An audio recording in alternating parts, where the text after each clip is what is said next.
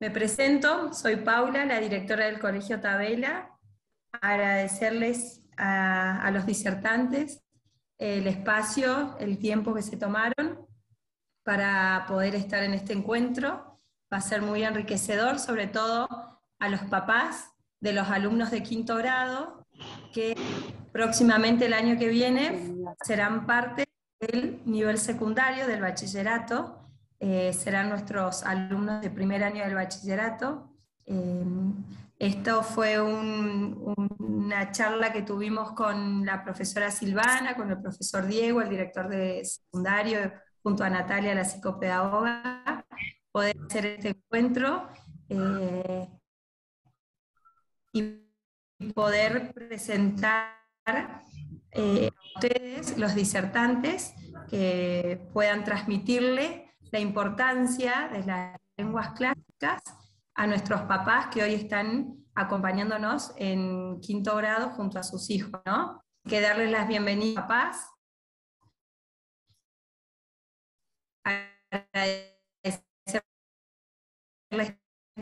también su participación, agradecerles personalmente y en nombre de todo el equipo directivo la presencia de ustedes. Bien, gracias Pauli. Bueno, yo voy a darle la bienvenida en primer lugar al padre Raúl Méndez, quien es doctor en filosofía y especialista en filosofía medieval y de la Universidad Católica de Salta. O sea, el primer expositor va a ser el padre Raúl Méndez.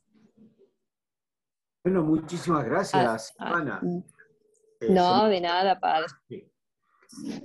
Decía de nuevo muchas gracias, porque es para mí un gusto poder participar en esta actividad, ya que me identifico con los objetivos de Monseñor Tabela. Yo he tenido, digamos, la fortuna, la gracia de poder conocerlo cuando yo era niño, y cuando ingresé a primer año del bachillerato humanista aquí en Salta. Y después he estudiado mucho la figura, los escritos, el pensamiento de Tabela. Allí en internet pueden encontrar, buscando con mi nombre, un artículo un poco largo sobre el pensamiento de Tabela. Yo siempre digo que Tabela ha sido un gran obispo porque ha sido un gran hombre. Y ha sido un gran hombre porque era un humanista. Es decir, porque descubrió en la tradición de la historia qué es lo que desarrolla más al ser humano y encontró, como tantos otros, pero hizo la propia experiencia de encontrar que hay un cultivo de la personalidad humana que conjuga la racionalidad, la lógica, a través del pensamiento y la belleza, es decir, el camino del arte, el camino del buen decir, y que ambos factores, el camino de la verdad, el camino de la razón y el camino de la belleza, van juntos y son los que tienen en la persona el camino del bien. Es decir, que para formar una buena persona es importante que se desarrolle completo como ser humano.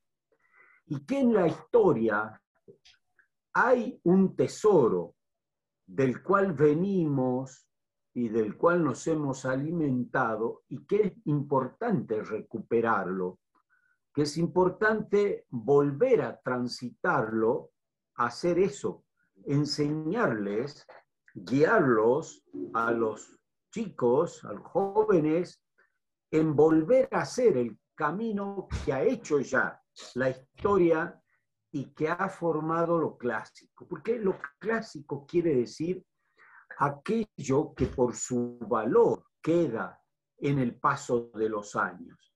Quienes ya tenemos más años vividos, vemos pasar tantas cosas y pocas las que quedan. Y si uno mira para atrás, ve lo mismo, como a través de la vida de la humanidad hay algunos que se destacan y que quedan para siempre como referentes.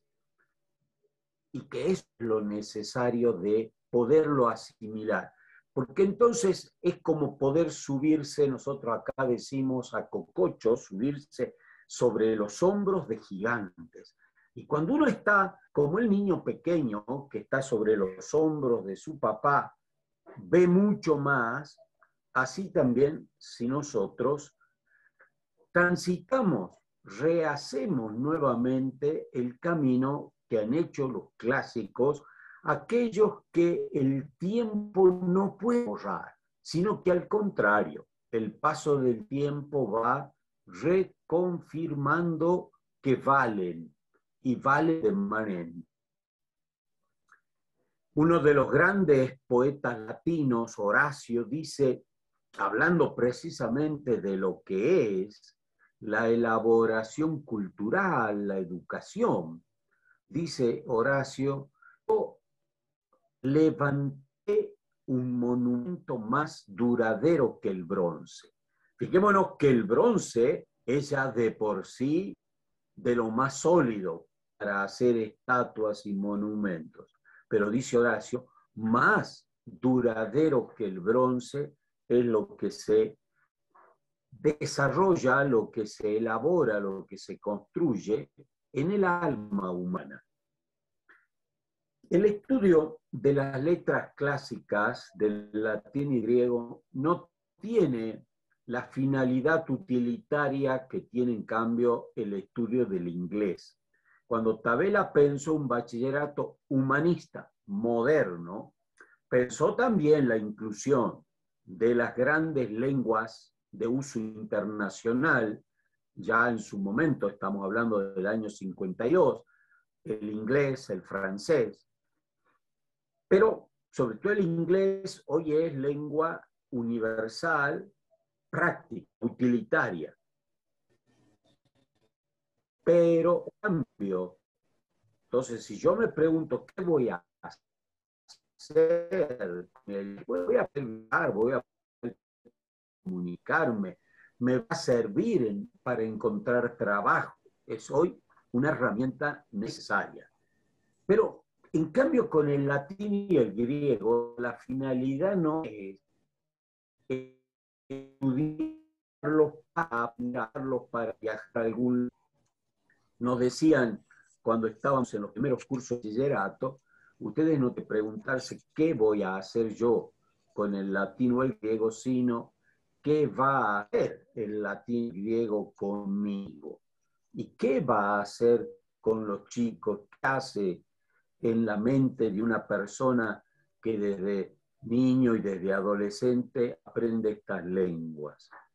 Lo va guiando en el rigor del razonamiento, lo va guiando a acostumbrarse a analizar, a descubrir cuál es la estructura de la realidad, qué hay, cómo es esto, cuál es el centro, qué es lo sustantivo, qué es lo que depende de este centro. O sea, nos va habituando a razonar y al mismo tiempo nos va vinculando, yo decía, con toda la gran tradición a la que pertenecemos todo el tiempo. Estamos en cierta medida hablando en latín y en griego. Hay un gran literato argentino, fue presidente de la Academia de las Letras, que dice, hasta cierto punto son lenguas muertas, porque las seguimos hablando. Las seguimos hablando en la medida en que nuestra lengua, el castellano, está hecho de latín y de griego. Y fíjense que la misma tecnología contemporánea, la ciencia contemporánea, cuando generan un nuevo conocimiento y necesitan a algo ponerle un nombre, se lo ponen en latín o en griego, Así hace la medicina, así hace la tecnología, así hace la astronomía, la biología. En el fondo, ahí están nuestras raíces y como buen árbol, para estar lozano y para producir fruto es necesario estar bien conectados con las raíces bien puestas. El lema que Monsieur Tabela eligió para el bachillerato dice: sepan que son hombres. Una expresión que quiere decir como objetivo formativo aprender a descubrirse, aprender a conocerse y aprender a reconocer entonces cuál es el valor, la dignidad de la persona humana. Uno de los grandes aportes de la tradición clásica y cristiana, el humanismo cristiano, el valor de la persona humana. Y yo aquí quiero subrayar algo. En algunas de las leyes de León y en el Matal, que circula muchas veces, existe en un objetivo práctico de que al egresar el joven pueda insertarse en el mundo, insertarse sobre todo en el mundo del trabajo. La mirada humanista es distinta.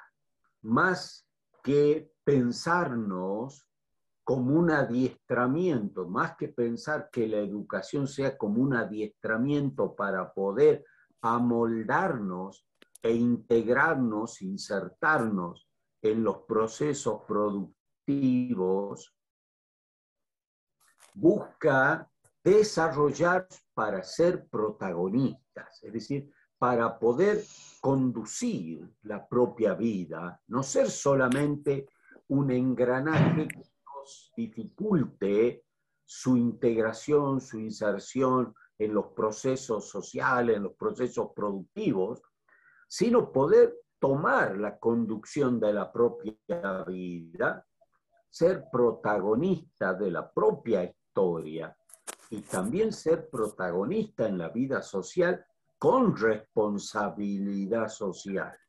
Digamos que hay un doble juego, un doble objetivo, y por eso todo el plan de la modalidad incluye tanto de historia, tanto de consideración de la cuestión ética, de la cuestión política, económica, la propia mirada que toma lo clásico, greco, latino, cristiano, nuestras raíces hispánicas, el mundo contemporáneo y también nuestras raíces prehispánicas, con toda la mirada hacia nuestro origen latinoamericano y nuestra pertenencia. Pero todo esto, ¿por qué no para hacer una acumulación de contenidos, sino para ayudar a este protagonismo, a esta centralidad donde cada uno pueda ser dueño, conductor de su propia vida en la verdad, en la belleza, en el bien, y pueda ser un protagonista responsable dentro de la sociedad. Monsieur Tabela decía: yo no busco una gran cantidad, busco calidad. Él decía: me conformo con que en 5 cada año, pero bien formados, decía, que puedan tener protagonismo y puedan tener responsabilidad social. Yo quería compartir con ustedes esta experiencia y este objetivo, y pienso que a esta altura yo conozco los orígenes del Tabela de Metán y el papel que ha jugado allí el padre Escobar Saga, que ha fallecido este domingo, y los esfuerzos y cuánta angustia han habido a veces, de manera que tengo una cercanía también afectiva con el bachillerato humanista de Metán. Pienso que a esta altura ya se deben notar los frutos, y cada vez más, porque la educación es así. La educación lentamente va produciendo sus frutos en las personas y en las sociedades, de manera que a los papás les puedo decir que lo mejor, la mejor herencia y el mejor patrimonio que le pueden dar a sus hijos es este tipo de educación. Y a los profesores y a las autoridades puedo decir que comparto y creo que vale la pena darle la vida a este compromiso y a este objetivo, como decía Horacio, de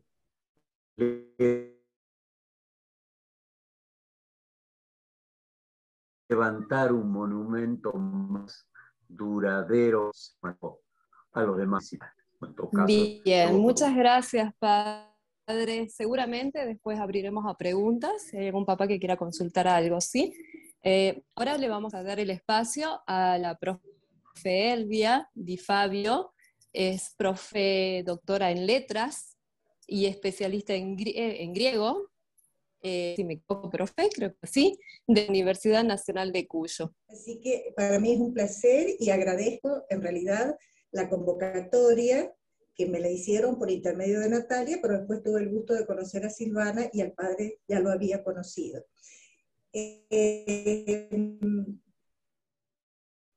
Miren, no nos hemos estudiado con el padre Méndez, no nos hemos hablado. Yo creo que tiene que ver, coincido totalmente con él, tiene que ver con los fines, tener claros los fines de la educación. El fin no debe ser solo y meramente práctico. En esta sociedad tecnocrática que endiosa algunas situaciones, evidentemente el racionalismo y el pragmatismo muestran, ya lo digo con toda franqueza, cierta hostilidad hacia las clásicas, no solamente a niveles primarios o secundarios, también a niveles universitarios. Ahora, yo me hago preguntas, ¿no? Que son las que se hacen los papás, porque he sido asesora hasta hace muy poco de un bachillerato humanista acá en Mendoza que después lo arrinconaron, casi les diría yo que están sobreviviendo por convicción, ¿no? Me refiero a las clásicas. ¿Por qué latín y griego?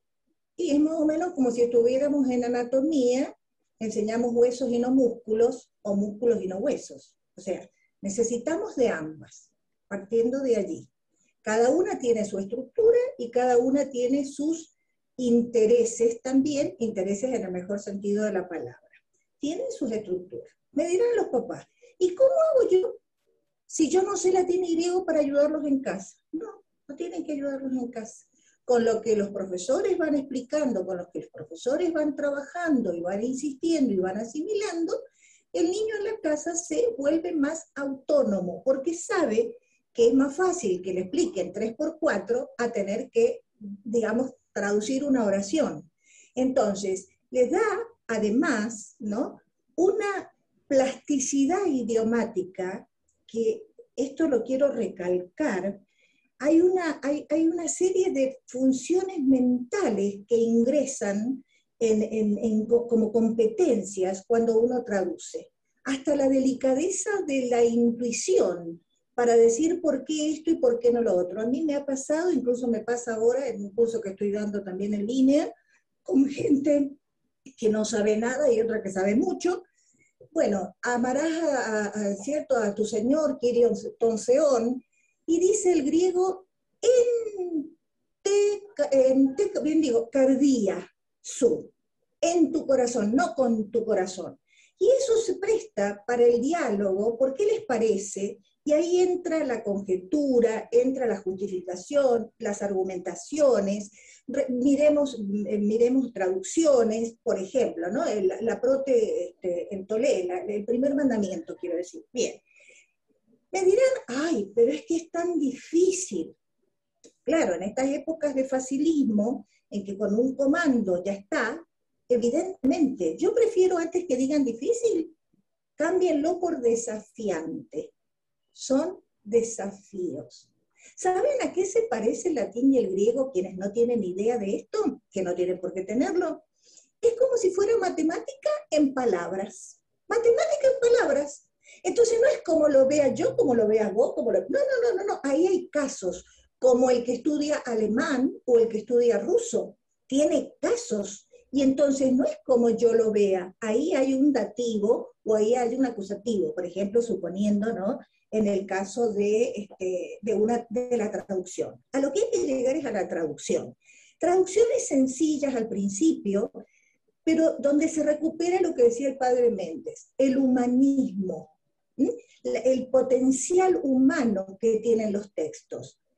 Nadie como ellos han sabido interpretar, por ejemplo, el heroísmo. Piensen en Homero, ese Homero que en el siglo VIII pudo entender antes de mucho tiempo, incluso antes de la Biblia, ¿no?, que había que perdonar al enemigo y entregar el cadáver del hijo. Son situaciones que nos muestran un pueblo muy amado en ese sentido, ¿no? El perdón, la tolerancia, la alegría de la vida, bueno, tantos temas. Los chicos hoy, más de una vez, y lo digo como abuela, ahora hablo como abuela, me hablan, por ejemplo, de una película, ¿no? Y yo les digo, claro, es el héroe. Y comienzo hablando de los héroes antiguos, el código heroico antiguo. Porque las recreaciones y las adaptaciones hoy están a la orden del día, no solamente con los pequeños pony de alguna época, esa era de cuando era mi hija, era chica, sino también de un montón. Fíjense, por ejemplo, en los Juegos del Hambre, si es que tienen hijos adolescentes, ahí está todo el fermento griego y latino. En las recreaciones podría nombrar cantidades. De hecho, he dado un curso que lo he llamado Todos somos Odiseo, ¿no?, para refrescar estos temas que están tan presentes hoy, porque nil novum sub sole, nada nuevo bajo el sol. A nivel, me refiero, de los universales, ¿no?, a nivel de lo que es el hombre en sí mismo, que no cambia, que no cambia. Se intenta rediseñar al ser humano, sí, claro que se lo intenta, pero el humanismo lo vuelve a colocar en su justo lugar. Me dirán, bueno, ¿pero para qué más? Miren, el solo hecho de mejorar la ortografía, el solo hecho de mejorar el vocabulario, piensen en la sinonimia. Voy a ser muy práctica en esto, ¿no? Piensen, por ejemplo, en la sinonimia entre un multicolor y un policromático. Son hermanas, son hermanas. Y entonces uno ahí descompone la palabra y desarrolla la capacidad analítico-sintética y la capacidad de figurar a fondo. Y dice poli, y los chicos comienzan, claro, como politeísta, como poli, y ahí les van dando, y por ahí se equivocan, y uno también, y entonces volvemos a la buena senda, ¿no? Y quiero decir, y después, y el multi, y una multa, cuando te ponen una multa, y así seguimos. Estamos llenos de cultura clásica, en las fuentes, en los edificios públicos, me refiero a la arquitectura, ¿no?, en las plazas, por supuesto en las iglesias, Entonces, acá hay que tomarlo con una actitud muy positiva, con una actitud realmente positiva, pensando también en esto, de la cultura nadie, que yo sepa, la cultura nadie lo objeta. Lo que sí a veces hay protestas o quejas es con respecto al idioma, pero no se puede trabajar la cultura sin el idioma. Tienen que ir de la mano, tienen que ir de la mano. El lenguaje es la morada del ser. Entonces, me callo para que después haya, por supuesto, preguntas. La persona que maneja latín y griego también tiene a favor que maneja raíces indoeuropeas. Y esas raíces indoeuropeas hacen que entendamos mucho más rápidamente, por ejemplo, el que nombraba el padre, el inglés. El inglés, por ejemplo, el genitive case del inglés, y bueno, es el genitivo del latín y del griego. O sea, ¿se acuerdan del apóstrofe S? Entendemos los comparativos, si quieren háganlo al revés, del inglés al latín, ¿cierto?, o al griego, ¿no? La terminación como better, ese teros, que está allá en griego, quiero decir. O las construcciones de acusativo más infinitivo. I ask you to leave my home, por ejemplo, my house, ¿no? Y es lo mismo en latín y en griego. Entonces, recupero esto. ¿Son fundamentales? Sí. ¿Tienen el privilegio de contar con un colegio que tenga recursos humanos para dar y transmitir esto, es cuestión de aplaudirlos. Nada más. Vamos a cerrar. Muchas gracias, profe Elvia, un placer como siempre.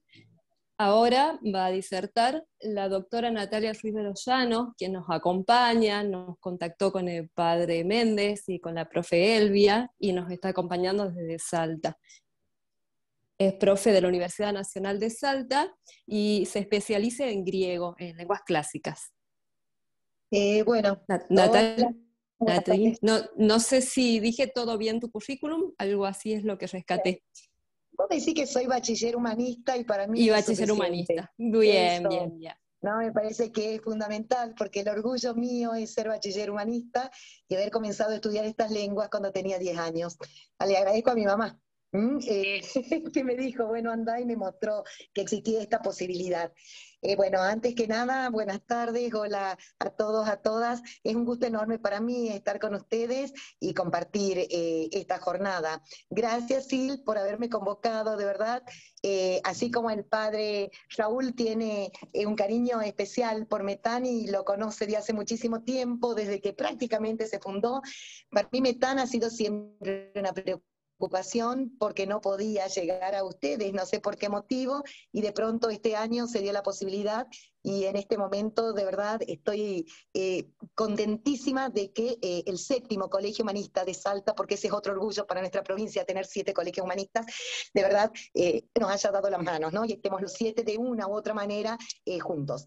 Así que bueno, les digo que para mí era un desafío, ¿no? Como es el latín y griego, estar acá con ustedes y hablar después del padre Méndez y después de Elvia. Digo, ¿qué voy a decir que ellos no digan? Tienen la experiencia, no voy a decir los años, voy a decir la experiencia, la experiencia de todo un recorrido, de toda una vida recorrida también por el mundo clásico. Yo también, porque también tengo bastantes, así que bueno, y he decidido tal vez en esta oportunidad pensando que los 3 íbamos a coincidir prácticamente lo mismo, hablar de algo que tal vez no se debería hablar, pero que bueno, de mi recorrido dentro de lo que ha sido el mundo clásico. Le contaba que es un recorrido personal. Yo comencé cuando tenía 10 años en el Bachillerato Humanista Moderno de Salta, soy egresada de ese colegio, lo he padecido en ese momento a latín, pero saben que nunca me he rendido. Y he terminado mi colegio humanista, y después de haber terminado mi colegio humanista, dije voy a continuar con el latín y el griego, viajé a Córdoba, en donde me recibí de licenciada en letras clásicas, y después tuve la oportunidad de hacer mi doctorado. El padre Méndez lo sabe porque él ha sido el evaluador de mi tesis. Y bueno, y ahora ando tras de un postdoctorado en letras clásicas también, siempre inclinada para el lado del griego. ¿Qué es lo que yo rescato del mundo clásico? Todo lo que en definitiva han dicho mis amigos, el padre Méndez y mi amiga Elvia, porque ambos son mis amigos. Rescato esto, ¿no? En primer lugar, la disciplina que implica el estudio de estas lenguas, en definitiva termina disciplinándonos a todos quienes las estudiamos y las abordamos. La organización del pensamiento que lleva a un orden particular. Siempre digo, latín y griego sirven para ejercitar la observación, no hay que ser inteligentes, hay que saber observar, porque esto tienen estas lenguas maravillosas. Nos obligan a observar a lo que en este mundo y en este momento histórico hemos dejado de hacer, observar. No sabemos mirar. Otra cosa, también yo siempre digo, la memoria es un músculo, no es un músculo que hay que ejercitar. ¿Qué hace el latín y griego? Nos ejercita, ¿no es cierto?, ese músculo que es la memoria. Y cuántas otras cosas más. Sin embargo, yo quiero hablarles en este momento, no voy a ser larga, tengo un doado porque yo soy larga, eterna, entonces cuando yo he escrito chiquitito, entiendo que tengo que acortar. Me interesa hablarles un poco de lo que para mí significó el descubrimiento de este mundo clásico, ¿no? De estas lenguas y de estas culturas, y lo voy a decir entre comillas, ya idas, porque para mí no se han ido nada, por eso digo entre comillas. Saben ustedes que siempre hubo una pregunta que a mí me marcó, pero más que la pregunta en sí, lo que a mí me marcó ha sido el comentario que la gente hacía, ¿no?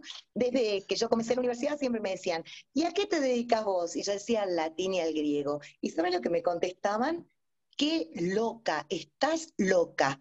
Y yo decía, loca, yo no estoy loca. En un principio casi hasta que me creí que podía estar loca, pero los que me conocen saben que no estoy loca. Puedo estar loca por un montón de otras cosas, pero puedo asegurar que el latín y el griego a mí me devolvieron la cordura que tal vez me faltó en otras instancias de mi vida.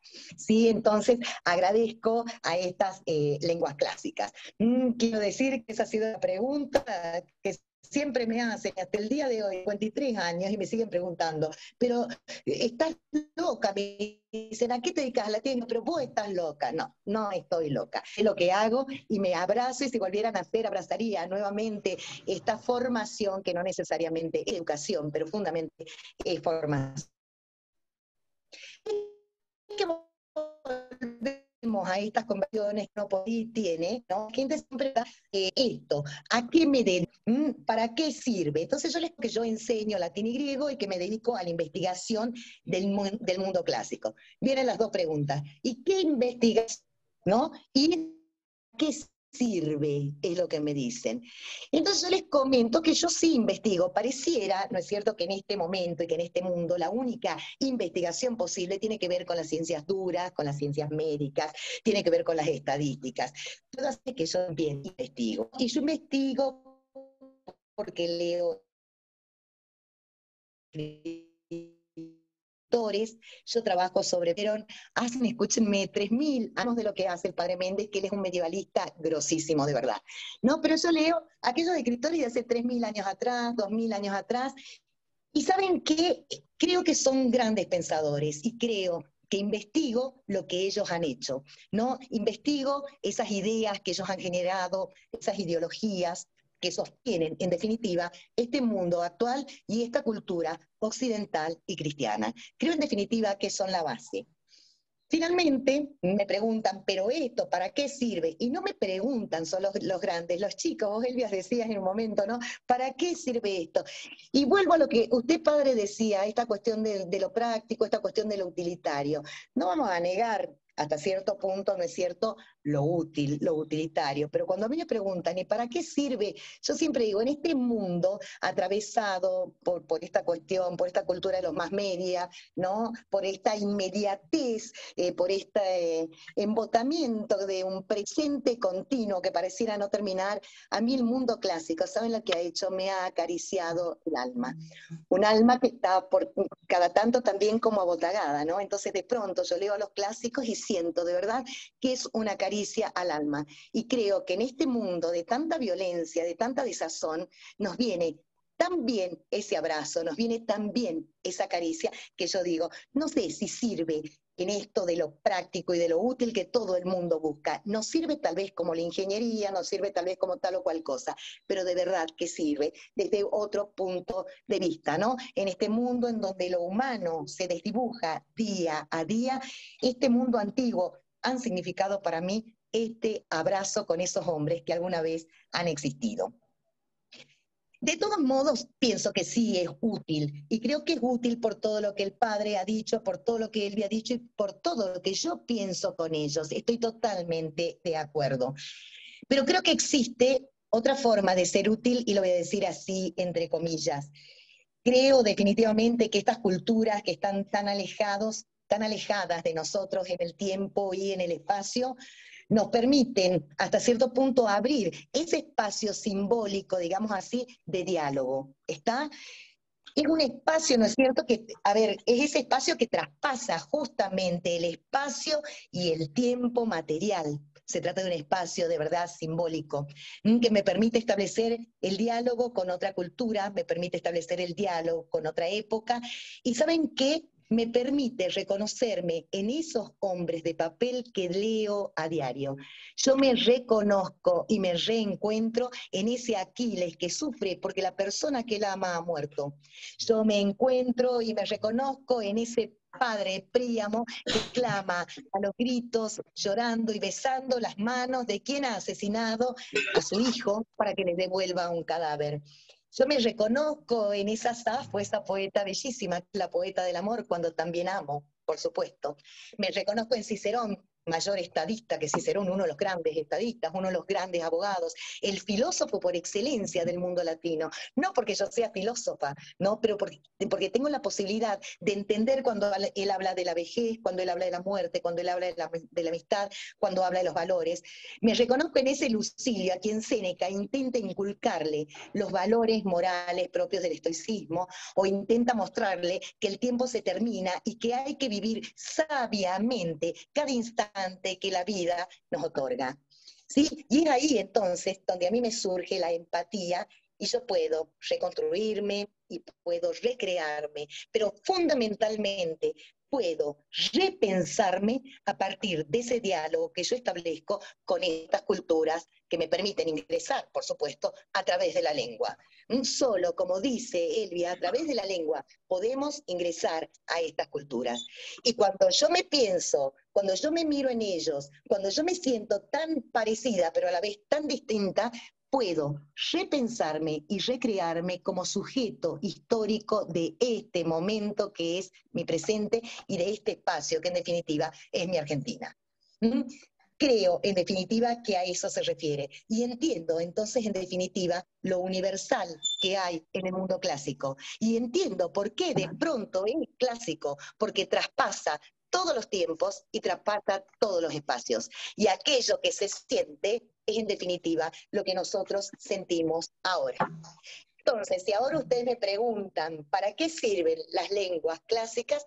Yo les diría esto: hominem humaniorem facere, para hacer al hombre, en definitiva, más humano. Creo, ¿no es cierto?, que es todo un desafío poder recuperar estas lenguas y estas culturas mal llamadas muertas, como dice el padre Méndez. No están muertas, están vivitas. Desde el momento yo le digo a los chicos, ustedes pelean con los verbos griegos, es porque los verbos griegos no están muertos, ¿no? Ustedes pelean con la tercera declinación latín, es porque no está muerta y porque no puede en algún punto. Entonces yo digo, ¿no? Creo que nuestro desafío como docentes, que vamos a enseñar, ojalá que a sus hijos, ojalá que ustedes elijan esta formación, creo que nuestro desafío junto con estos niños es, ¿no es cierto?, intentar que estas lenguas no se conviertan en cadáveres lingüísticos. Yo finalmente quiero terminar con esta historia. Es cortita, cortita, pero para que ustedes vean el significado que para mí tiene este mundo. Hay un héroe que se llama Odiseo, que pienso que que todos ustedes lo deben conocer, ¿no? Es este héroe que ha ido a luchar a Troya y que de pronto, cuando ha terminado la guerra, por un problema que tuvo con Poseidón, que no viene al caso, anda deambulando por los mares, ¿no? Y sale de un mundo conocido para entrar a un mundo que él ni siquiera conoce, lleno de monstruos, de sirenas y todo lo demás.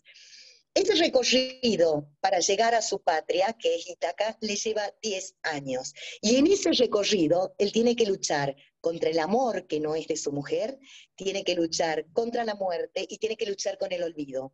Lo peor que puede pasarse es olvidarse del sí. En ese recorrido, ¿no?, en una de tantas aventuras que él pasa, se encuentra con las sirenas. Las sirenas son unos personajes mitológicos que uno piensa que son como Ariel, como la sirenita esta tan romántica que nos presenta Disney. Bueno, no son así. Son una mezcla rara de pez, de mujer y de aves. Diría que son espantosas, son terribles. Estas sirenas viven en un lugar que es totalmente rocoso, ¿no?, en donde el mar golpea las rocas y donde, por supuesto, los barcos que van por ahí encallan y naufragan. Eso dice la geografía. Pero el mito, que es maravilloso, dice otra cosa. En ese lugar viven unas sirenas.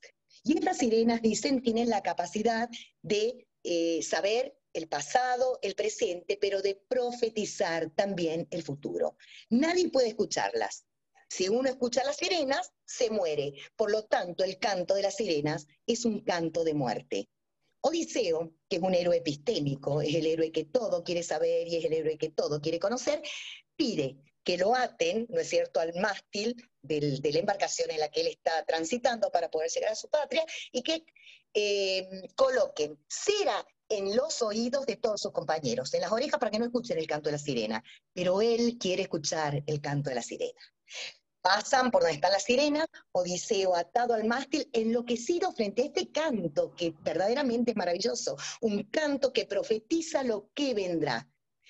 Pasa Odiseo, escucha todo el canto. Cuando se va, las sirenas saben qué hacen. pónganle, como dirían los chicos, se suicidan, se arrojan desde el peñasco y mueren. Bueno, yo les quiero decir, yo por un lado quiero ser como Odiseo, yo quiero conocer aquellas cosas que me sean posibles, pero por otro lado me resisto de verdad a escuchar el canto de las sirenas. Y le voy a explicar por qué. Porque el misterio, una vez que se descubre, sucumbe. El mito, una vez que se interpreta en su totalidad, sucumbe. Esto es lo que ha pasado con las sirenas. Para mí, el latín y el griego, desde hace exactamente 43 años, porque les dije que tengo 53, tienen esta cosa que es maravillosa, que es ese misterio que día a día uno debe descubrir. Cada noche, y no me van a creer, y cada mañana me levanto diciendo, ojalá que hoy no descubra nada, o descubra solo una partecita y me quede todo un mundo sin descubrir. Ojalá que hoy no logre entenderlos en su totalidad, porque esto de no poder entenderlos, pero de poder acercarme, creo yo que es lo que me mantiene verdaderamente viva. Por eso les digo, me niego a escuchar el canto de las sirenas. Y creo que es toda una aventura esto de la educación clásica. Creo que es toda una aventura la formación en el mundo griego y en el mundo latino. Creo que nuestros jóvenes se aburren, creo que nuestros jóvenes se cansan. En nosotros docentes y en ustedes padres está esta idea, que no nos agarre la angustia, que no nos agarre la ansiedad, ¿no? Y decirles, acá estamos, vamos, que lo difícil vale la pena. Creo de verdad que después de estos 43 años en contacto con el latín y griego, creo definitivamente, y desde la pasión y desde el amor que me mueve por estas lenguas y estas culturas, que es una aventura que verdaderamente vale la pena. Y vale la pena correr cualquier riesgo. Así que bueno, yo no puedo invitarlos a ustedes porque no se trata de mi colegio, pero sí puedo exhortarlos a que de verdad elijan esta educación, que es útil de alguna manera, pero es magnífica y de verdad creo que tiende a esto, hominem humaniorem facere, hacer al hombre, bueno, más humano. Creo que es la labor de todos nosotros. Nada más, gracias. Bueno, muchísimas gracias Natalia, muchísimas gracias, hermoso todo lo que dijiste.